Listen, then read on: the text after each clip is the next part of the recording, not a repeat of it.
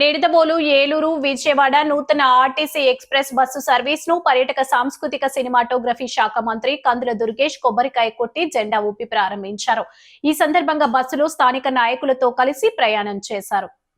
ఈ సందర్భంగా కందుల మాట్లాడుతూ ప్రజా అవసరాలే పరమావధిగా కూటమి ప్రభుత్వం పనిచేస్తోందని, మహిళల సంక్షేమం, సౌకర్యవంతమైన ప్రయాణానికి ప్రథమ ప్రాధాన్యం ఇస్తున్నామని స్పష్టం చేశారు. ఈ నూతన ఎక్స్ప్రెస్ బస్ సర్వీస్ నిడదవోలు నుండి బయలుదేరి ఎర్నగూడెం, నల్లచెర్ల, భీమడోలు, ఏలూరు, హనుమాన్ జంక్షన్, గన్నవరం మీదుగా విజయవాడ చేరుకుంటుందన్నారు. ఈ సందర్భంగా మంత్రి కందుల దుర్గేష్ మాట్లాడుతూ స్థానిక మహిళలు, ప్రయాణికుల ఇబ్బందులను గుర్తించి పలువురు విజ్ఞప్తిపై తక్షణమే స్పందించి ఆర్టీసీ అధికారులతో చర్చించాం. ప్రయాణికులకు ముఖ్యంగా స్త్రీశక్తి పథకం ద్వారా ఉచితంగా ప్రయాణించే మహిళామణులకు ఈ సర్వీస్ ఎంతో సురక్షితమైన, వేగవంతమైన రవాణా సౌకర్యాన్ని అందిస్తుందని తెలిపారు. పేద వర్గాలకు చెందిన మహిళలు, దివ్యాంగులు, ట్రాన్స్జెండర్లు తమ అవసరాల నిమిత్తం ఏ ప్రాంతానికైనా ఉచితంగా ప్రయాణించేలా కూటమి ప్రభుత్వం సౌకర్యాన్ని కల్పించిందని మంత్రి తెలిపారు. జిల్లా ప్రజా రవాణా అధికారి వైఎస్ఎన్ మూర్తి, స్థానిక ప్రజాప్రతినిధులు పాల్గొన్నారు.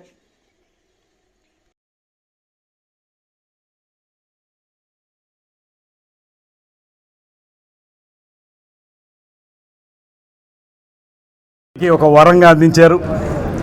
ఇవాళ పేద వర్గాలకు చెందినటువంటి మహిళలు కానీ, దివ్యాంగులు కానీ, ట్రాన్స్జెండర్స్ కానీ, వారు ఎవరైనా సరే ఏ ప్రాంతానికైనా సరే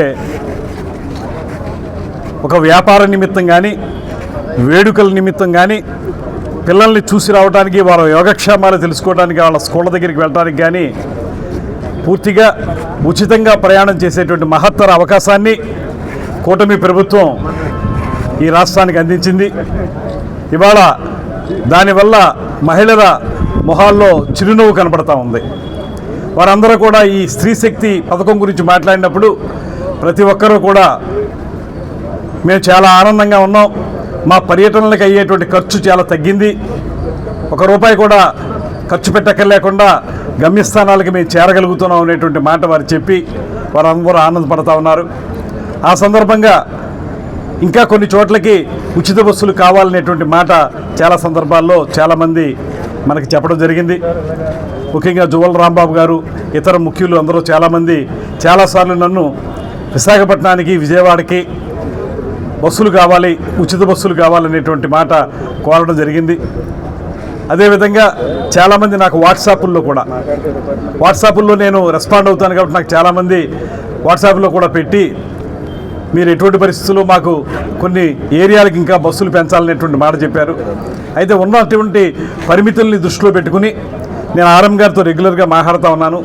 ఇవాళ నాకు చాలా ఆనందంగా ఉంది.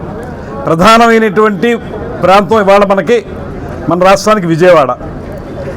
ఏ పని మీద రావాల్సి వచ్చినా విజయవాడ రావాలి, అక్కడే సెక్రటేరియట్, అక్కడే అన్ని పనులు ఉంటాయి. కాబట్టి మహిళలు ఎవరికైనా సరే ఏ పని కావలసినా నిడదవోలు నుంచి, మన నియోజకవర్గం నుంచి అందరూ కూడా ఈ ఉచిత బస్సులో